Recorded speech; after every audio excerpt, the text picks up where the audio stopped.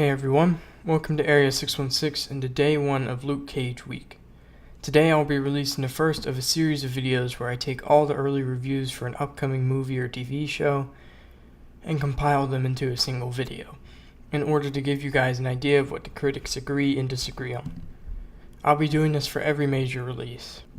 For today's video, Season 1 of Marvel's Luke Cage, hitting Netflix this Friday. So what do critics have to say? I've compiled a list of reviews from the following: 411 Mania, Variety, Comics Beat, The Nerd Repository, Collider, Den of Geek, JoBlo, We Got This Covered, NDTV, and IGN, all of which are reviewing the first 7 episodes, so episodes 8 through 13 have not yet been seen by critics. I'll leave links to all the reviews in the description below. So without further ado, what exactly is the general consensus on Luke Cage? Well, to put it simply, it's very good. Like, really good. Pretty much every single review mentions the music in Luke Cage at least once, with it apparently having a very unique feel to the other Netflix shows from its hip-hop music. It even features performances by the likes of Raphael, Sadiq, Faith Evans, Charles Bradley, and more. Additionally, the cast is apparently stellar, with each and every one giving fantastic performances, especially Coulter, who apparently plays Cage with many layers, but also a confidence with magnetic charisma.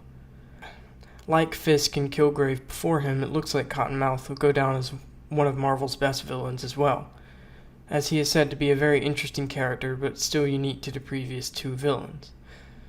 As for the story, some agree that it isn't necessarily super original, but the show's style, characters, and music really make it something special. The show is apparently an homage of sorts to the 70s blaxploitation films. However, it is updated to modern times and never feels like a parody or anything. Luke Cage is also receiving praise for focusing a lot on the Harlem community and really bringing out Harlem's extensive history with music. But apparently the fact that it focuses so much on the community as well results in the typical hero versus villain battle getting a different spin. According to NDTV, the bigger community presence results in a different approach to the villains, one that eschews the classic hide-and-seek thriller build-up for much more open banner all around, with both Cage and Cottonmouth having to maintain their name as the season goes on. The 2 function as tugs at the opposite end of a rope, defined not just by their actions, but how they're perceived at large by society. As far as the pacing goes, it is generally agreed that Luke Cage is a lot more of a slow burn than Marvel's usual content, though JoBlo says that it does still feel a little unevenly placed at times.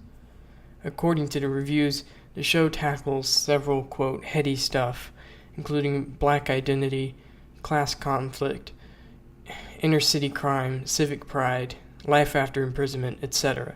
To quote We Got This Covered's review, racial dynamics are not used as extra flavoring to keep the show novel or edgy, but as a backbone to keep the characters and larger narrative upright.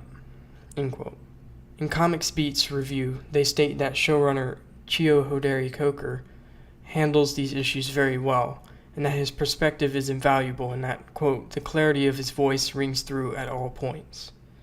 In closing, from early critics' reviews, Luke Cage is, like the other Netflix shows, a fantastic series, one that features incredible music and characters and deals with a lot of major social issues today. It is a bit more of a slow burn, and its story is a teeny bit cliched at times, but the good ultimately far outweighs the bad. You might be bulletproof, but Harlem ain't.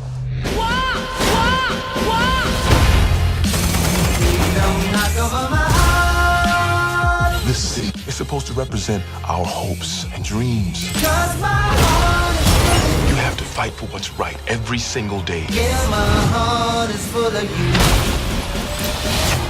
Why don't you just tell us your name?